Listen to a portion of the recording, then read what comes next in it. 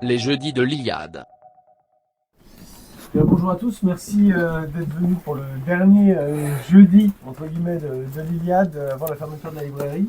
Ce soir on accueille Jérémy Banneton, qui est l'auteur du livre sur Maurice Barrès dans la collection Longue Mémoire de l'Institut Iliade et qui est aussi le directeur de la promo Saint-Exupéry de l'Institut Iliade. Donc Jérémy va aujourd'hui nous parler de Maurice Barrès, de sa vie, de son œuvre. Je lui cède la parole tout de suite. Merci Jérémy. Merci beaucoup. Bonsoir, merci d'être là et merci de vous être déplacé pour écouter cette conférence. Alors, petite précaution oratoire, c'est je suis légèrement malade, donc si ma voix part vers les aigus ou vers les graves à un moment, je risque de me racler la gorge, c'est très impoli, je sais, mais c'est pour les besoins de la conférence.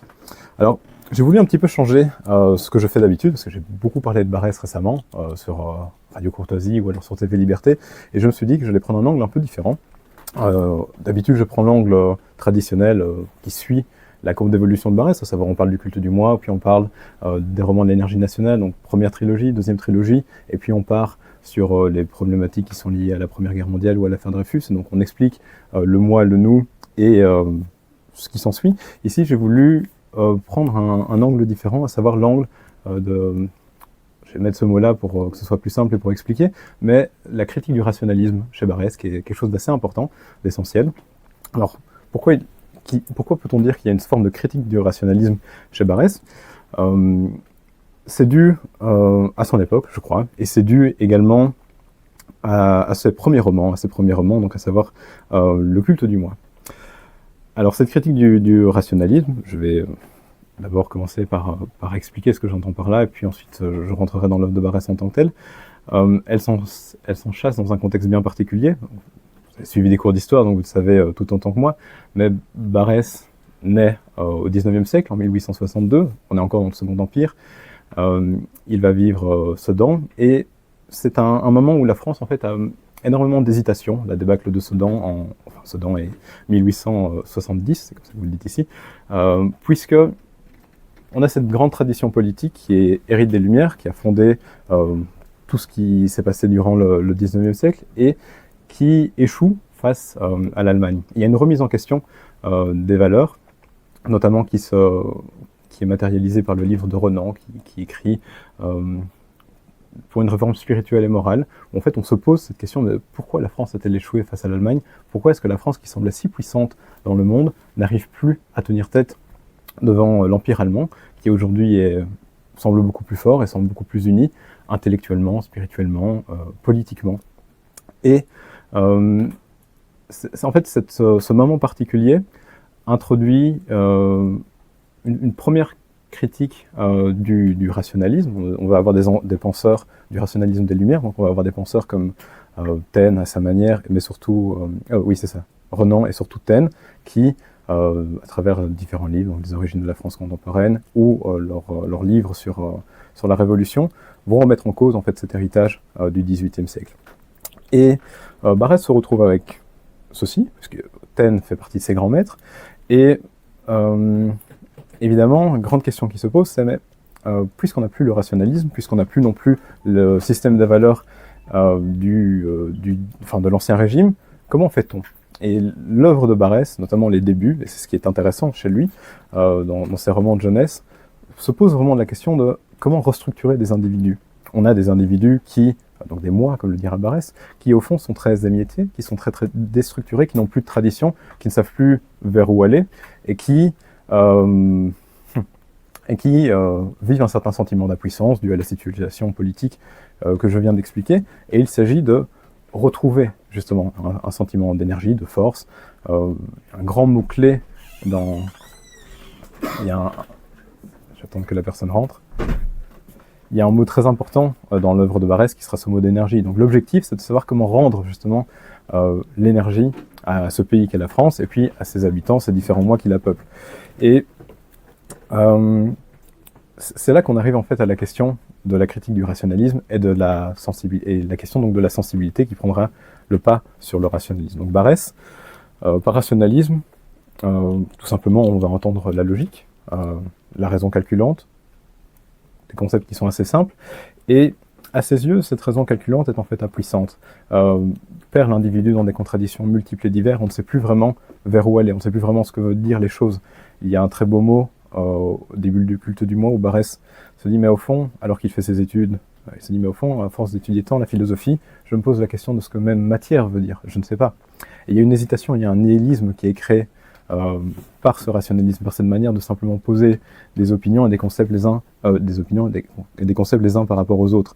Et la clé pour sortir de ce nihilisme que pose le rationalisme, ce sera justement la question de la sensibilité que Barès va découvrir dans l'inconscient. Ça va nous envoyer plus tard, et je reviendrai évidemment dessus, sur la question du nous, parce que les deux sont liés, l'inconscient et le nous. Mais à cette étape-ci, je voudrais parler un petit peu plus de ce premier roman que j'ai beaucoup aimé, parce que c'est le deuxième roman que j'ai lu de Barès, à savoir Sous l'œil des barbares. Pour vous replacer un peu le contexte, Sous l'œil des barbares, c'est un roman très particulier.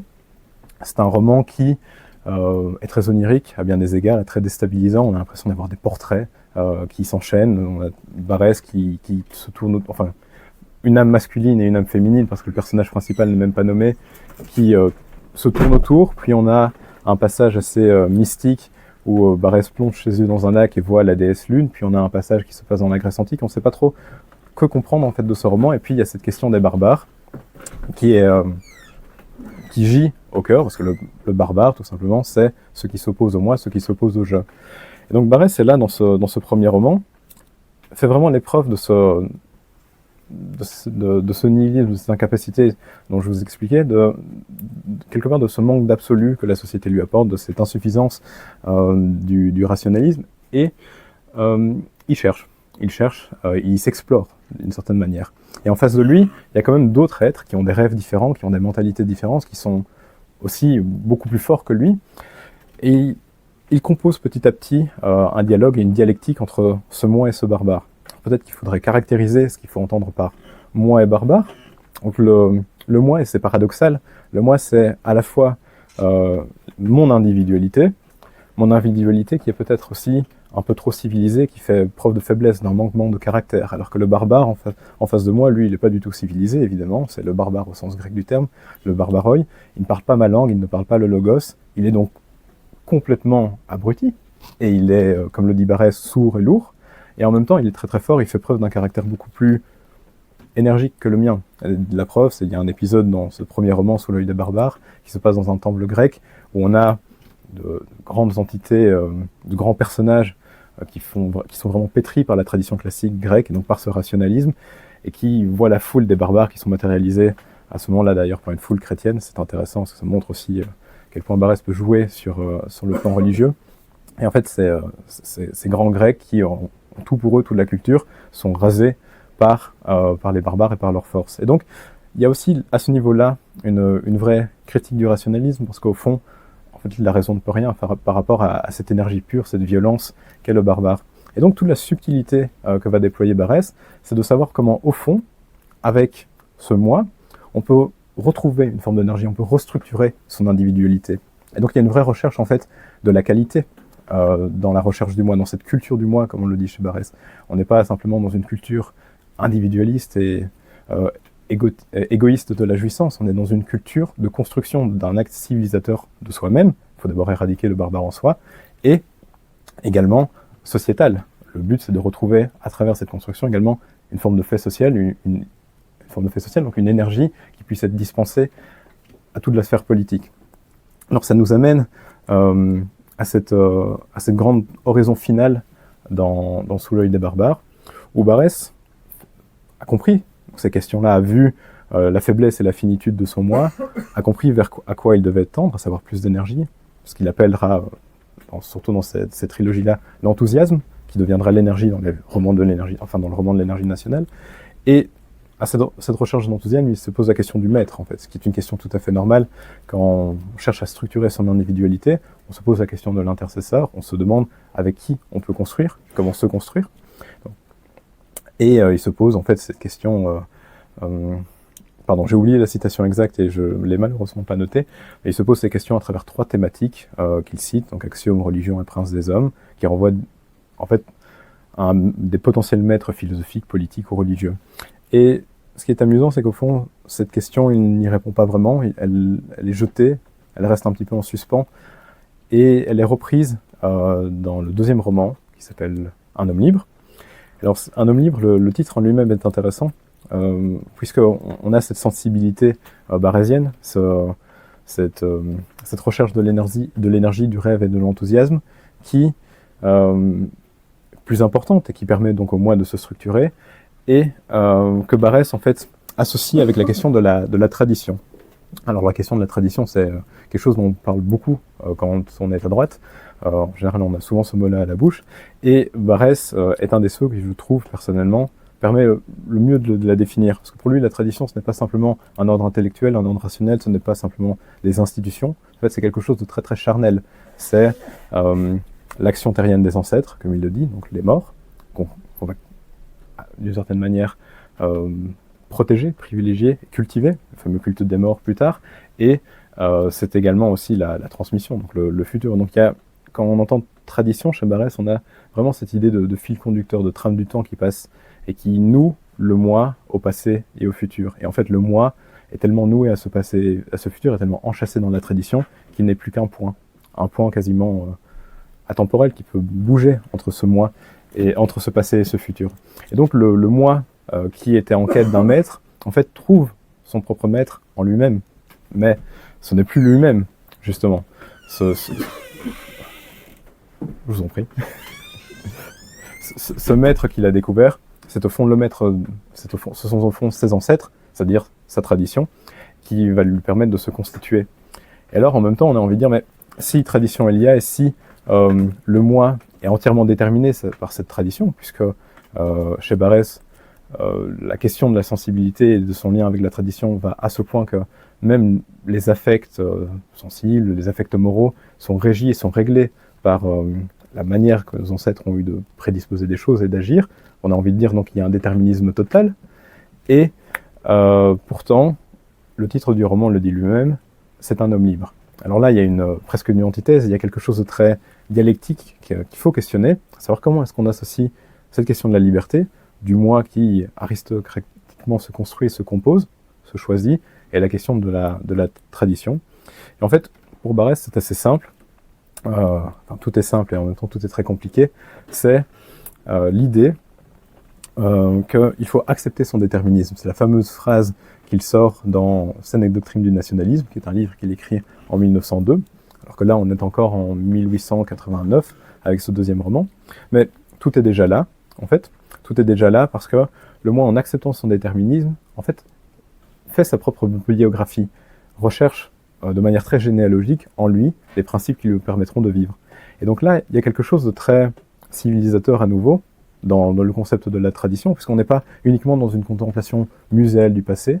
Le but, c'est, en regardant le passé, en regardant notre tradition, de se constituer en tant qu'être libre, parce qu'on a librement composé et accepté cette tradition, et également de se civiliser à partir donc d'un mouvement qui est beaucoup plus naturel et beaucoup plus humain que la simple constitution d'un contrat social, politique quelconque, ou d'une simple recherche intellectuelle sur les bons principes dans la vie. Au contraire, on a un attachement très charnel du moi à la tradition, si charnel que Barès deviendra, et on le connaît surtout pour ça, de plus en plus l'écrivain régionaliste enraciné, le fameux écrivain lorrain.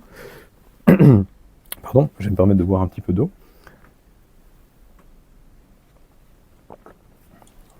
Voilà, c'est pas mieux. Et donc,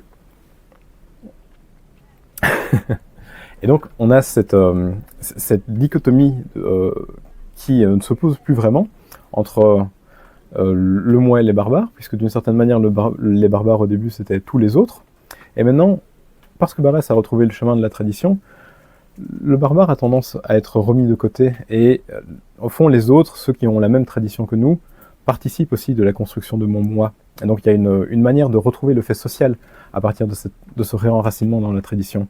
Et de nouveau, ce réenracinement dans la tradition, en fait, n'est pas du tout quelque chose, comme je le disais à l'instant, qui se fait de manière très rationnelle. Ça se fait de manière excessivement charnelle, par un attachement à des choses très simples. Et c'est pour ces raisons que Barès choisira des portraits en fait, et des personnalités particulières qui ont fait la Lorraine et qui l'ont marqué, que ce soit Jeanne d'Arc, qui est évidemment très connue, que ce soit aussi Claude Gelée, donc dit le Lorrain, qui est un peintre, ou d'autres d'ailleurs, mais Barrès s'attache à ces figures, justement, de manière très charnelle. L'un est paysagiste, l'autre c'est la petite paysanne de Don Rémy qui devient grande sainte et qui permet de délivrer la France des Anglais. Et tout ça sont des choses qui lui permettent en fait de se composer comme un caractère. Et c'est aussi la manière, cette composition du caractère, c'est aussi la manière de retrouver l'élan vital qu'on avait perdu au début, parce qu'au début on a ce Barrès qui doute énormément, qui est plein et qui subit de plein fouet ce nihilisme dû à l'échec du rationalisme, etc. Je ne reviens plus dessus. Et là, soudainement, par le goût de la tradition, on retrouve l'élan vital, l'énergie en fait qui nous manquait des débuts, puisqu'on est reconnecté au fait social, on est reconnecté aussi à une certaine direction morale. Et c'est une des questions peut-être les plus importantes dans l'œuvre de Barrès, je trouve. C'est quand on parle de politique, quand on parle de morale ou ce genre de choses, on se demande souvent, enfin Barrès se demande en fait, pour quel avenir au fond ? Et l'avenir qu'il trace et qu'il essaiera de tracer dans la suite de son œuvre, notamment dans cette fameuse trilogie de l'énergie nationale, ce sera l'avenir de la régénération française, de la génération de la France, et du fait de lui redonner une énergie pour qu'elle soit elle aussi une et solide face à l'Allemagne. Et donc ça m'amène à cette seconde trilogie, les romans de l'énergie nationale, qui est peut-être la plus connue, puisqu'il y a ce premier volume qu'on lit souvent, qui s'appelle Les Déracinés. Ensuite, il y a un deuxième volume qui s'appelle L'Appel aux soldats, et le troisième qu'on lit souvent moins, qui s'appelle Leur figure, qui est une espèce de satire des parlementaires. Et là, de nouveau, je reviens avec mon histoire de rationalisme, on a un Barrès qui est extrêmement ironique. Il a toujours été, mais il l'est encore plus, puisque le protagoniste principal des Déracinés, donc il y a l'histoire des Déracinés, pardon, pour reprendre par là, sont 7 jeunes Lorrains qui sont formés et puis qui montent à Paris et qui vivent les déboires parisiens. Beaucoup, à mon avis, d'étudiants peuvent le vivre encore aujourd'hui, qui forment ce prolétariat étudiant, aussi un peu en quête de lui-même. Et il y a cet autre personnage qui s'appelle Bouteiller, qui en fait parodie et est une satire d'un professeur de philosophie que Barrès a réellement eu quand il était lui-même élève au lycée de Nancy, qui s'appelle Auguste Burdeau. Et alors, ces deux figures ont en commun un kantisme, donc, de philosophie d'Emmanuel Kant, farouche, c'est-à-dire qu'il parle sans cesse de devoir moral, de manière continue. Et il y a cette idée, en fait, dans ce kantisme,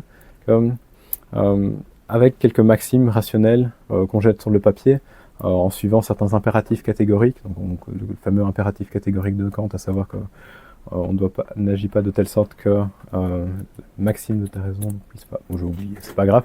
Mais l'idée en fait de la philosophie kantienne, c'est de dire que mon action n'est morale que lorsqu'elle peut être portée à l'universalité. Donc c'est-à-dire que si mon action, si je ne peux pas m'imaginer que hors de tout contexte, n'importe qui agirait de la même manière que moi, mon action n'est pas morale. Donc, c'est l'universalisme au possible, puisque on doit se dire forcément que face à tel ou tel individu, je ne peux pas mentir. Je ne peux pas non plus agir de telle manière à ce qu'un tel autre peut-être percevrait que mon action est mauvaise. Et donc on s'enferme dans une vraie, presque, enfin ça c'est mon avis, mais une presque impossibilité morale, dans la mesure où c'est difficile d'être moral si tous les êtres humains devraient agir de la même manière que moi, hors du contexte dans lequel je vis. Et Barrès en fait s'attaque à cela en tirant la satire de Bouteiller, donc du personnage de Burdeau, puisque c'est la trame en fait du roman. On verra que de plus en plus Bouteiller, ce professeur qui est kantien, qui parle sans cesse de devoir et de pureté morale à ses élèves, est de plus en plus compromis. Il se lance en politique et c'est scandale sur scandale, c'est corruption sur corruption, et au fond la critique de Barrès est assez drôle, c'est de dire, mais comme Peggy le dira d'ailleurs lui-même, c'est le kantisme a les mains pures mais n'a pas de main. C'est-à-dire on est là, on parle sans cesse de devoir, mais au fond on est incapable de rencontrer les exigences de nos principes moraux. Et ça, en fait, cette incapacité que Barrès montre à travers le personnage de Burdeau, c'est aussi l'incapacité du rationalisme, c'est aussi l'incapacité de l'universalisme. Et les 7 Lorrains dont je vous parlais au début, qui sont des avatars d'amis de Barrès ou de Barrès lui-même dans le cas de Sturel, en fait vont souffrir énormément de l'éducation, de cette éducation à la façon Troisième République, comme on dit, de ces éducations kantiennes et universalistes, puisque ils arriveront à rien. Et ils arriveront à ce point à rien qui, 2 d'entre eux en tout cas, mourront, parce qu'en fait on leur a bourré la tête de maximes égalitaristes et de maximes universalistes en leur disant qu'ils pourraient faire ce qu'ils veulent et ils ne peuvent pas faire grand-chose. Et Barès, en travers ce roman, montre aussi à quel point on doit aussi accepter justement ces déterminismes qui nous guident de manière inconsciente, puisque c'est Lorrain, probablement, et c'est sa thèse, aurait beaucoup mieux vécu et auraient beaucoup mieux développé leurs capacités, leurs facultés s'ils étaient restés chez eux. Et c'est là la subtilité justement qu'il faut essayer de montrer. En même temps, ce n'est pas un déterminisme absolu et total, puisqu'on n'est pas dans une idée très biologisante de la tradition ou même de la race, comme Barès emploie le mot. On est plutôt dans quelque chose de très d'un attachement charnel et d'un attachement d'une libre acceptation en fait de cet attachement charnel. Ce qui permet à Barès en fait de répondre aux incertitudes de sa jeunesse, de répondre aux incertitudes de cette masse de jeunes qui sont jetés par le système éducatif de la Troisième République à Paris et qui, de plus en plus, forment un prolétariat étudiant perdu et en quête d'eux-mêmes. Ce qui fera d'ailleurs que Barès, puisqu'il saisira à bras-le-corps cette question du prolétariat étudiant et de la jeunesse, sera sacré par celle-ci prince de la jeunesse, d'où le titre de mon petit essai et d'où le titre qu'on lui donnera vraiment, puisqu'il est le premier en fait à prendre à bras-le-corps cette question de la construction de soi et cette question donc de la tradition et de la sensibilité. Alors, je me pose la question de savoir combien de minutes on en est. Non, ça va. Pardon, autant pour moi. Et là, je crois, ce qui est intéressant de voir, c'est donc, on a cette dichotomie, je crois que vous avez bien compris, qui est rassemblée par le concept de tradition entre le moi et le nous. Et on a la question donc, du fait politique et du nationalisme. Et on le sait, Barès il a été critiqué par la postérité comme étant un grand nationaliste, mais il était surtout le grand défenseur donc, de ce nationalisme. Et on a toujours tendance à réduire, ça c'est notamment dû à un critique littéraire et un penseur qui s'appelle Zilf Sternel, qui a écrit un livre qui s'appelle Barès ou le nationalisme français. On a toujours eu tendance en fait, à réduire le nationalisme de Barès à être comme si c'était à une étiquette très infamante, comme si en réalité son nationalisme était très lisse, était très donc déterministe, était très en fait était vraiment fait pour enrégimenter les hommes et les Français dans un seul cadre social et politique précis, alors que c'est pas du tout le cas. Et je vais vous balader un petit peu dans cette question-là, mais ce qui est intéressant quand on regarde la pensée politique de Barès et concrètement ce qu'il écrit, c'est que le nationalisme se lie énormément à la question du fédéralisme. Alors la question du fédéralisme, c'est une question intéressante. Le fédéralisme en tant que tel, dans l'œuvre au XIXe siècle, c'est quelque chose qui est très commun et courant. Il y a forcément Maurras qui en parle beaucoup. Charles Maurras a écrit énormément sur la question du fédéralisme. C'est aussi une question qui est dans l'air du temps. Et c'est une question dont Barès s'empare. Parce que je vous disais au début que l'objectif et le but politique de la pensée de Barès, c'était donc de régénérer la France. Et il essaye en fait de penser ce nationalisme et à travers donc, cette question du fédéralisme en se disant qu'au fond, peut-être là, dans le fédéralisme, on a une manière de redonner un élan vital à la France. Alors c'est paradoxal, puisque comment être nationaliste et comment être fédéraliste en même temps? On a tendance à dire, mais le régionalisme, si la Bretagne est Bretagne, si la Lorraine est Lorraine, que l'Occitan est l'Occitan, etc., existent par eux-mêmes et de manière presque très indépendante culturellement. Comment est-ce qu'on les compose dans un pays fort et dans une doctrine nationaliste? Alors Barès a une réponse qui est assez intéressante. qu'il développe beaucoup dans une brochure un peu obscure, mais qui est intéressante à lire, qui s'appelle De Hegel au Quantile du Nord. En fait, où Barrès se pose donc cette question du fait social et se dit, bon, voilà, on a des individus, on a une tradition, on a des traditions locales différentes, on a un attachement charnel en fonction de ce que l'on est différent, et en même temps, on a la nécessité d'avoir un pays fort et uni. Comment est-ce qu'on fait pour composer les deux? Comment est-ce qu'on fait aussi pour composer entre nos sensibilités individuelles et le fait politique? Alors, ce qui est intéressant, et je m'arrête, c'est aussi que vous voyez que Barrès donne la place en fait au fait individuel. Il se contente pas comme, par exemple, comme Maurras parfois peut le faire, dire bon, l'individualisme, tout ça, c'est un peu des bêtises, c'est de l'anarchisme. Ce qu'il faut, c'est que les gens soient dans un cadre plutôt fort, qui sera le nationalisme de Maurras, qui diffère beaucoup du nationalisme de Barrès, et on a l'impression qu'il n'y a pas beaucoup de liberté donnée aux hommes à ce niveau-là. Alors que chez Barrès, il est au contraire, ben non, vous avez votre individualité, vous avez votre sensibilité, vous avez vos rêves et vos enthousiasmes qui diffèrent, et en même temps, il y a le collectif. Il a cette phrase qui est très intéressante, parce qu'elle permet vraiment d'expliquer ça. Il dira, en fait, notre tradition nationaliste française, et notre tradition socialiste aussi, je reviendrai là-dessus, pourquoi il emploie le mot socialiste, nous permet de rassembler la sensibilité rousseauiste, à savoir le jeu, le moi qui se fait plaisir d'une certaine manière, et le collectivisme hegelien. Il rassemble les deux, donc de la philosophie de Hegel, qui est un penseur plus total de l'État, et il rassemble les deux en disant, en fait, ce qu'il faut faire, c'est enchasser les individus, enfin faire en sorte que les individus et les régions soient fortes, puisque dans la région, l'individu trouve son principe d'accomplissement, trouve son enracinement, trouve ce qui lui permet de vivre, de répondre à cette problématique du nihilisme, et en même temps, la région trouve sa protection, son sens aussi, politique dans l'État national. Et alors il y a une vraie composition entre les deux et une vraie dialectique qui se met en place, ce qui fait que, au fond, pour Barrès, au plus la France sera régionaliste, au plus les régions vivront, au plus la France elle-même vivra. Et on voit qu'il y a une vraie révolution nationale en fait qui se met en place dans son système de pensée politique, mais par le bas, pas par le haut. Tandis qu'un Charles Maurras, au contraire, aura tendance à dire, mais voilà, si on change l'institution, aujourd'hui c'est la Troisième République, ça marche pas, c'est horrible, il y a des scandales, c'est l'anarchie au quotidien, mais si on change l'institution et qu'on met un roi, tout ira mieux. C'est une révolution par le haut. Alors que Barrès dit, pas du tout, en fait, tout est organique dans la politique, et tout est organique parce qu'en fait, tout procède non de la raison.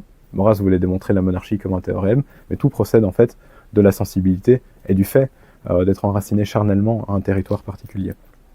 Et ça nous permet aussi de vraiment penser cette question de l'institution donc de manière beaucoup plus organique et beaucoup plus libérée de tout carcan conceptuel au fond.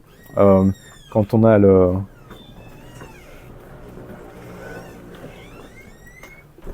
au fond, quand on a ce geste-là, ce geste fédéraliste barrésien tel qu'il est, on est beaucoup plus proche de l'expression libre de la vie, du fait que en tant qu'individu, nous-mêmes, et certainement vous-même parfois, vous pouvez vous sentir très d'une région. Enfin, moi, je suis belge, donc je me sens plutôt belge. Alors, je sais que les Français critiquent beaucoup l'identité belge, mais voilà. Mais je me sens de ma région, et en même temps, mon pays fait sens pour moi. Et c'est la caractéristique, en fait, à mes yeux, du moins, la grande caractéristique du système et de la pensée barrésienne, c'est sa capacité à être parfois antithétique, paradoxale, mais au fond, pas autant paradoxale qu'est la vie elle-même. C'est-à-dire que, au fond, la vie, c'est une succession d'identités, c'est une succession parfois de dialectiques entre différents principes. C'est un fluide qui nous parcourt, c'est le fluide de la tradition, de l'histoire, des ancêtres. Et au lieu de vouloir l'encadrer, l'encarquer, l'engérimenter dans des concepts, dans des principes rationnels, au fond, Barrès choisit plutôt d'adopter la vie elle-même et ses antithèses comme étant ce qui nous permettra justement je me perds dans mon explication, mais je choisis plutôt d'adopter en fait ces structures-là qui est fondamentalement antithétique de la vie, qui est fondamentalement paradoxale.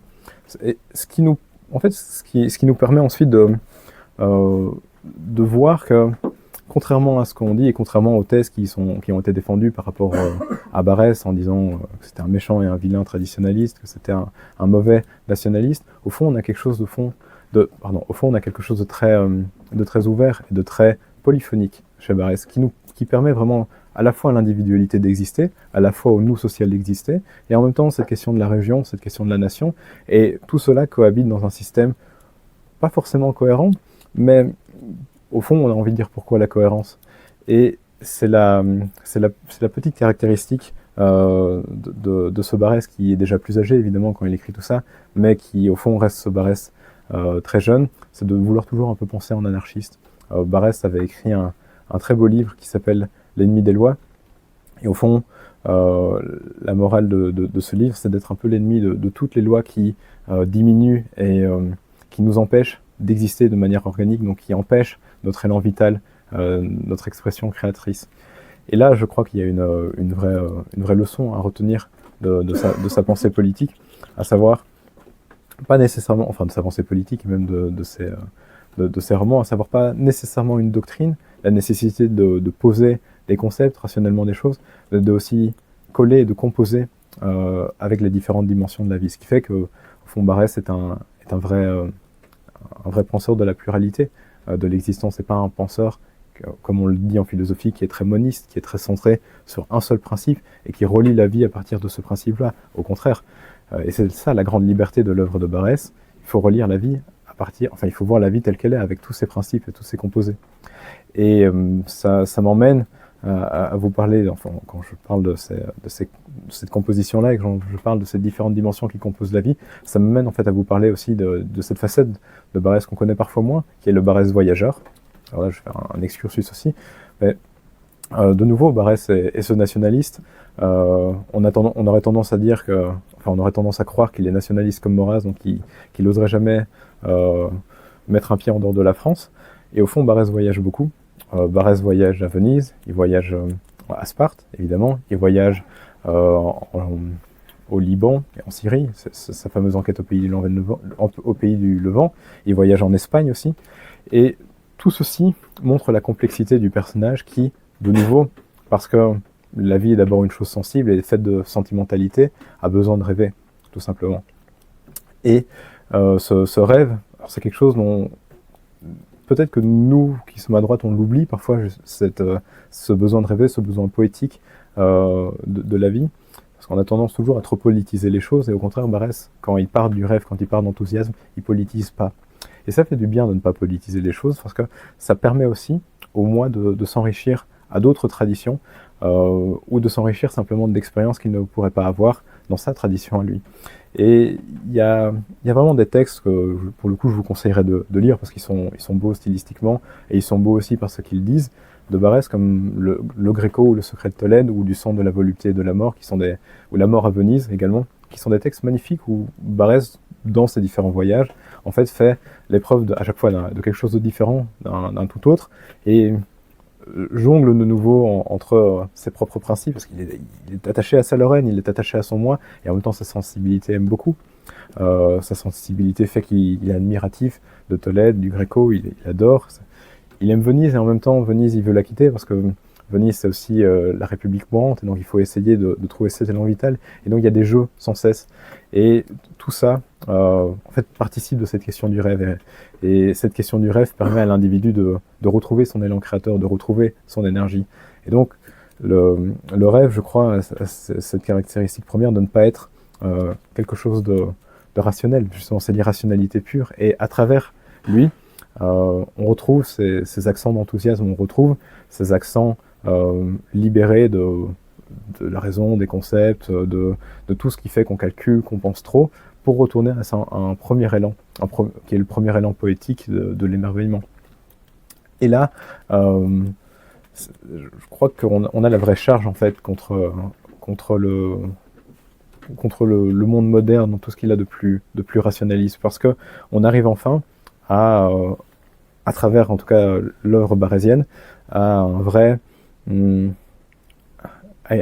vraie œuvre presque poétique qui tourne autour de cette question du rêve et de l'enthousiasme et de l'énergie. Et on voit à quel point en fait l'enthousiasme et l'énergie sont pas tant motivés par des concepts plutôt que par un rêve, des envies qui sont plus ou moins bien réalisées à travers les expériences qu'on peut faire, mais qui doivent être réalisées pour qu'on puisse s'enrichir en tant qu'individu. Ça ne veut pas dire évidemment qu'on a une libération très libidinale de la sensibilité, très débridée. Au contraire, on reste maître de soi. Barès disait le secret d'effort est de se contraindre sans répit. Et on peut rêver tout en se contraignant, on peut rêver tout en se maintenant. Et il y a une attitude très aristocratique justement là-dedans, parce qu'on peut être un moi qui veut toucher à l'absolu, qui veut se grandir, et en même temps, on ne se grandit pas de manière débridée, on se grandit toujours en se tenant et en se retenant, en s'analysant, en se composant. Là, donc ça c'est, je crois, un élément vraiment important quand on aborde l'œuvre de Barès, et dont on parle peut-être pas assez, à savoir donc ce que je disais sur la question de l'énergie et de l'enthousiasme. Parce qu'on s'arrête trop à cette question du nationalisme comme étant quelque chose de très verrouillé, ou de très uniquement lié à l'enracinement lorrain, ou à la tradition, alors qu'au fond, derrière, il y a vraiment cette question du rêve qui est là. Quand Barès parle d'énergie, il y a aussi cette question de l'enthousiasme qui demeure. Et tout ça me fait dire qu'il y a peut-être une dernière chose que je pourrais aborder pour vous parler de Barès, c'est sa face religieuse plutôt. Donc Barès a été habité par certains doutes et par certaines questions par rapport à la religion, des questions qu'il a déployées dans différents textes sur Jeanne d'Arc, dans ce fameux roman qu'il écrit en 1913, à savoir La colline inspirée, qui est très beau et très connu, ou dans ses cahiers en tant que tel. Et on a de nouveau un Maurice Barrès qui est très paradoxal, puisqu'il hésite de manière très continue entre le paganisme et le christianisme. Pour lui, par exemple, Jeanne d'Arc, c'est une fée du Rhin qui est une sainte chrétienne. Ça veut dire quoi, être une fée de Rhin qui est une sainte chrétienne? C'est quelque chose de très antithétique, au fond, et c'est pas quelque chose de très orthodoxe par rapport au dogme catholique. On n'est pas sainte et on n'est pas fée en même temps, ça ne marche pas. Et Barrès, en fait, très librement, compose cela dans ce très beau dialogue de fin dans La colline inspirée, en disant, mais au fond, mon enracinement, mon attachement à la terre, cet attachement charnel dont je vous parlais, ce sont ces forces libres de la vie qui vont toujours me permettre de créer et d'entreprendre des activités, qui vont toujours me permettre de rêver. Ce sont, au fond, les forces les plus irrationnelles qui soient. Mais attention, danger, parce que laisser ces forces à elles-mêmes et les laisser me parcourir, c'est aussi arriver à la catastrophe et au moment où je pourrais peut-être me laisser emporter de manière totale par ces forces. Et donc il y a aussi un besoin d'ordre, d'un principe qui puisse répondre à ça. Et en fait, ce qui va devenir l'Église, évidemment, dans La colline inspirée, et les deux librement dialoguent l'une avec l'autre. On a la prairie et l'Église, on a la vie et l'ordre. L'ordre tout seul, forcément, devient desséché et ne mène à rien, d'où une certaine forme d'incapacité du principe, de cet ordre quasiment rationnel dont je vous expliquais, de l'institution. On a besoin de la vie, et en même temps, la vie, laissée à elle seule, mène à la destruction. Et pour presque faire un parallèle, on a presque l'impression d'avoir quelque chose de très nietzschéen avant la lettre. Quand on pense à ça, on aurait presque l'impression d'avoir d'un côté Dionysos et de l'autre Apollon. Et ce qui compte, c'est vraiment de laisser cette harmonie de discordance, ce dialogue, cette dialectique se faire entre les deux. Parce que c'est là que l'individu, au fond, prend les maximes les plus supérieures de sa vie et apprend vraiment à être lui-même et apprend à s'accomplir en tant qu'homme. Voilà. Est-ce que vous avez des questions? Oui. J'ai une question sur le rapport de Barrès à ses contemporains. Ah oui, oui, tout à fait. Oui, c'est vrai que j'en ai pas parlé parce que je me suis permis de faire quelque chose d'un petit peu plus libre. Bon, alors là, il y a beaucoup à dire parce que Barrès, c'est un personnage politique qui a marqué son époque. Et on le sait, il était député, le plus jeune député à 27 ans. Donc il a évidemment connu et côtoyé le milieu politique, mais il a aussi côtoyé le milieu littéraire. Il a cette ambivalence et cette double stature d'à la fois grand écrivain et homme politique de son temps. Et par ses attaches littéraires, Barrès va évidemment côtoyer le gratin parisien qu'on connaît. Donc il va côtoyer Maurras, évidemment, qui va être un grand ami et en même temps un compagnon de route et avec lequel il va parfois avoir une certaine forme de rivalité sur les questions politiques.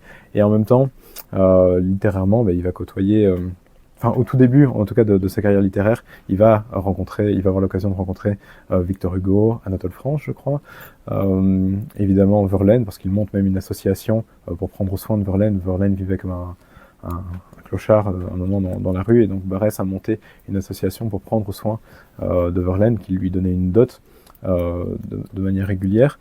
Et donc, il fréquente aussi dans sa jeunesse les cercles, le mardi de Mallarmé, je crois. Donc il rencontre les poètes symbolistes.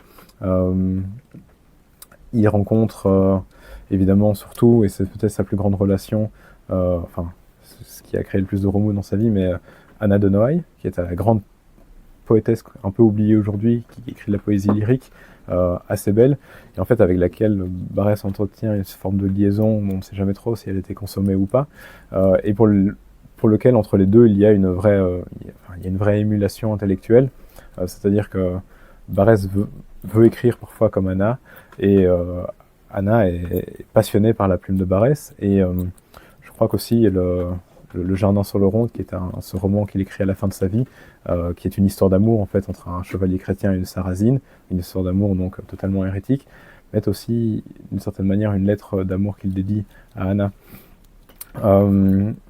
Donc il y a ça, et puis politiquement, bon, évidemment, il va fréquenter tous les grands politiciens de la Troisième République. Il va être totalement immergé dans l'affaire Dreyfus, en prenant le parti des anti-Dreyfusards, et à titre d'anecdote, il connaît Zola, mais il le déteste absolument, parce que pour lui, le naturalisme de Zola, c'est quelque chose de dégoûtant. Je crois qu'il l'écrit même comme ça, et Zola représente en fait la caricature de l'intellectuel qui s'engage, qui parle de justice, d'innocence, alors que ça ne vaut rien.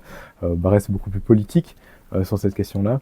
Et chose intéressante aussi, Barrès donc a été parlementaire, et était assez proche, et avait à cœur de soigner, j'allais dire ses ouailles, mais c'est pas le mot, de soigner ceux qui ont voté pour lui.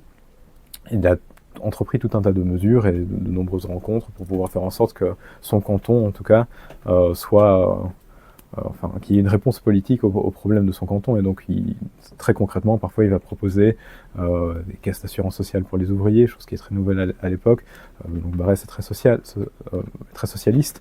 À ce niveau-là, il va faire en sorte que, oui, il y a une qualité de vie qui puisse être donnée au canton sur lequel il a été élu. Et puis, à la fin de sa vie, en 1906, enfin c'est pas la fin de sa vie, pardon, en 1906, cette fameuse année Barrès est réélu député, et surtout se retrouve à l'Académie française, où il fréquente, donc là, il entre vraiment dans sa stature qui quittera plus, à savoir d'écrivain le plus représentatif de la vie intellectuelle et politique française, à tel point qu'en 1918, au moment de la signature du traité de paix, je crois qu'il est avec Poincaré, ce qui montre qu'il compte énormément et qu'il représente vraiment la vie culturelle et politique. Merci beaucoup. Merci. Merci.